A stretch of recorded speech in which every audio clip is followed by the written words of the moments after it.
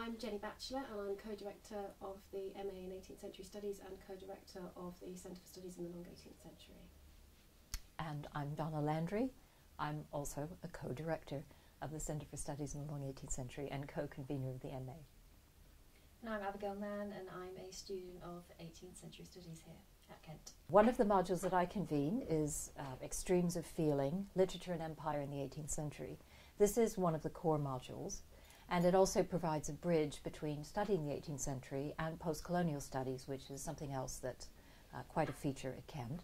The module asks the question, what was the empire that led eventually to post-colonial resistance? And one of the fascinating things about the 18th century is that it is a period in which slavery was very much on the agenda, but at the same time, sensibility and the culture of feeling also became extremely important and even terribly fashionable. So one of the things we ask is really, what do these two currents have to do with one another?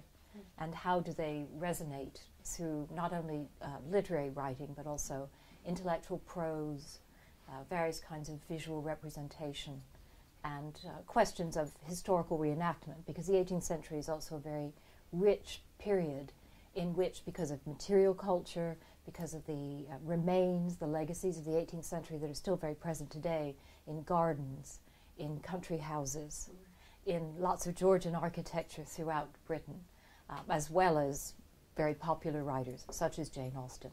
There's a great deal of potential here for reenactment. At the beginning of the year, there are events where you can meet other students and inevitably start talking about your interests, and you've got that little base there. And opportunities to interact with your lecturers and your tutors, and getting to know them perhaps a lot more than you would have done your undergraduate studies. And they also have the research seminars. I've been to a couple of those. They're really interesting in ways to almost picture where you could end up in a few years. We also offer a range of other modules on the MA, including a module which I also teach on Jane Austen and material culture, very much picking up on many of the things that students will have explored if they do Extremes of Feeling that Donna's been describing as well, where we think about Jane Austen's novels not just solely for their content, but sort of chart a way through them, through thinking about the emergence of the realist novel, thinking about how writing subjects reconstitute the world of objects in narrative in the form of novels. She's a global commodity today. This is the woman who's going to be on the £10 note very, very soon. And sort of trying to think about the kind of cultural capital that we as readers have historically invested in Austen, what's at stake in that. And the material investments of the characters in her novels is a sort of recurring preoccupation. It's also a module where we're very fortunate to capitalise on some of our local connections and resources. The Centre for Studies in the Long 18th Century has a working relationship with Godmersham Park, which is one of the estates that one of Jane Austen's brothers inherited, and every year we do a field trip where we go to Godmersham Park, where we look at an 18th century landscape, think about the material context in which texts are produced and which texts reflect upon. And I think it can be a very illuminating sort of hands-on experience for our students. In my first term I did the Hacks, Dunces and Scribblers, which is one of the compulsory modules, and I really didn't know what to expect with it at all. It wasn't an area that I had looked into much before in my undergrad studies, so I found it really interesting. It gave me a really good contextual basis for how my studies are naturally going through the year, leading up towards my dissertation.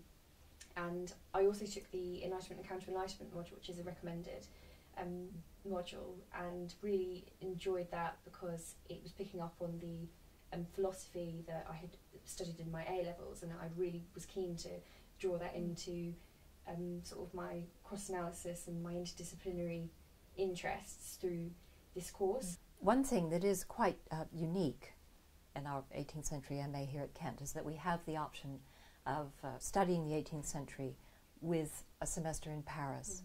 You can, as you sign up, opt for the Paris option, and then you would begin by taking Enlightenment and Counter-Enlightenment, which is the comparative literature module that involves French philosophy as your core.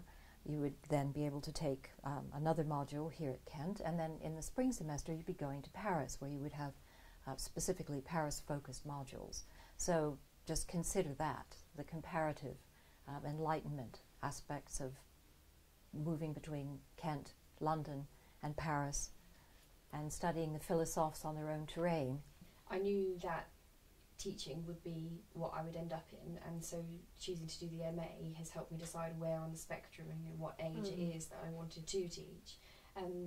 When I finished my undergraduate studies, and I didn't have a break between school and university, I felt that I needed a bit more of a breadth of knowledge to be that figure who is then imparting that knowledge onto others, and I felt that by doing the MA it kind of gave me that background and that basis to go into secondary school education.